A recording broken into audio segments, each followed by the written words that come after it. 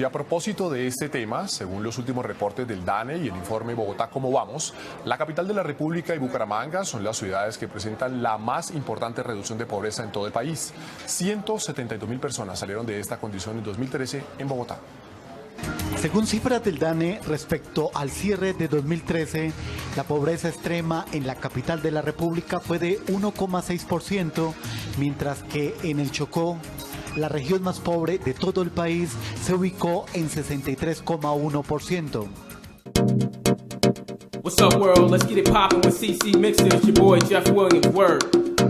What's up, young world? It's Jeff Williams. And Jay Lang. You're listening to CC Mixer. It's always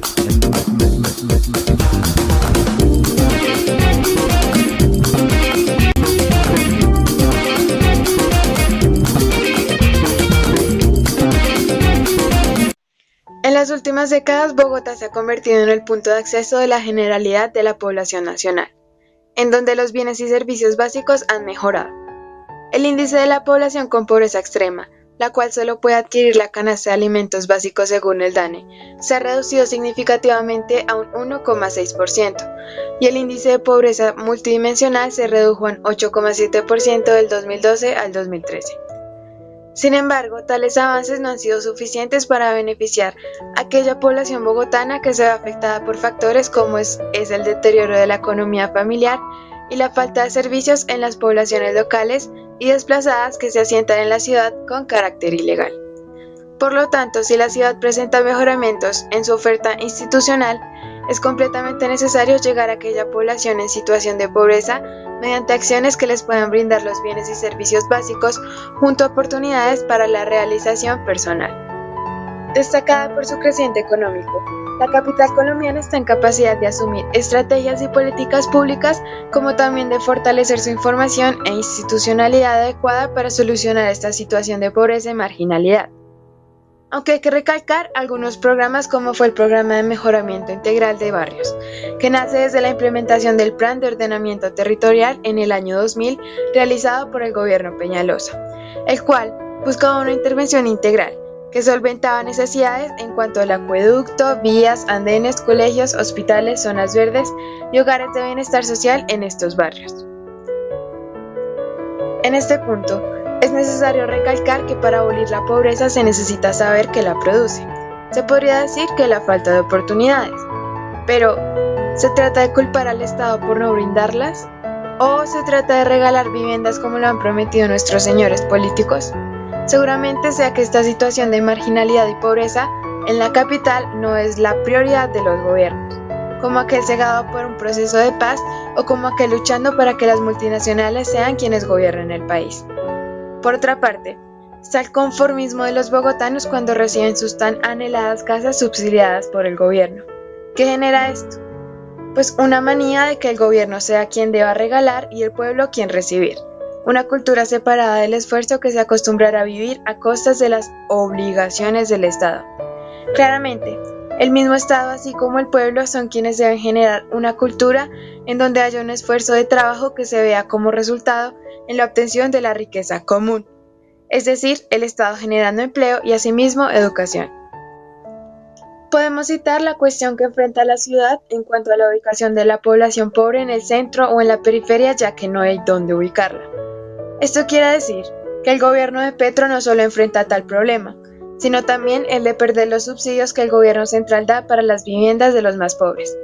Un gobierno basado en el bien común habilitaría zonas de propiedad privada para construir las viviendas en el centro y en la periferia. Por último, se podría decir que la economía bogotana se basa en la escuela neoclásica, ya que para maximizar la satisfacción derivada del consumo, el individuo debe elegir entre diferentes bienes. El criterio fundamental se basa en la satisfacción y beneficio. Se busca maximizar y optimizar los recursos y se concibe que el libre juego de la oferta y la demanda en el mercado establecen los precios que permiten asignar eficientemente los recursos. El consumidor gasta su dinero de tal manera que alcanza su máxima satisfacción y el productor trata de obtener el mayor producto con el trabajo y el capital disponible. A continuación, entrevistamos a unos ciudadanos para oír su opinión acerca de Bogotá y su relación con las escuelas económicas.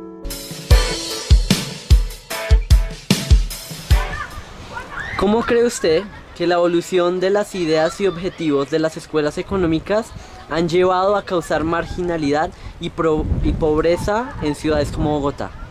Bueno, por un lado pues tenemos que empezar por hablar de que todas estas escuelas económicas a las cuales asumo usted se refiere parte como de la idea del modelo capitalista, porque finalmente pues eso es lo que la política colombiana ha seguido de la política internacional, principalmente de Estados Unidos. Y en esta línea de ideas, la idea del capitalismo implica pues que para que unos sean ricos otros tienen que ser pobres, ¿no? A mayor incremento de la riqueza, o sea, una relación directamente proporcional que afecta a los estratos más vulnerables, por decirlo así. En ese sentido, todas estas teorías económicas de las cuales no me siento muy cómodo hablando, pues porque soy un historiador social y un historiador económico, han permitido mantener un régimen político estable, aunque en materia económica se genera una gran disparidad, y esto lo podemos ver reflejado en los cinturones de pobreza en las ciudades, por ejemplo. ¿Cómo cree usted que la evolución de los objetivos e ideas de las escuelas económicas han llevado a causar marginalidad y pobreza en ciudades como Bogotá? Lamentablemente muchos de esos principios y categorías que tienen las escuelas económicas en este momento cuentan con la mala distribución de los recursos, no solamente naturales, sino recursos económicos, y de alguna manera dañan en lo que debía convertirse la economía en un país. ¿Cuál escuela económica cree usted que se adapta más a las políticas económicas de Bogotá? Para mí la escuela que debería adaptarse a Bogotá sería la marxista, en la búsqueda de una equidad y una igualdad no solamente en la producción, sino en el consumo de cada uno de los pueblos y de los barrios, podríamos decir.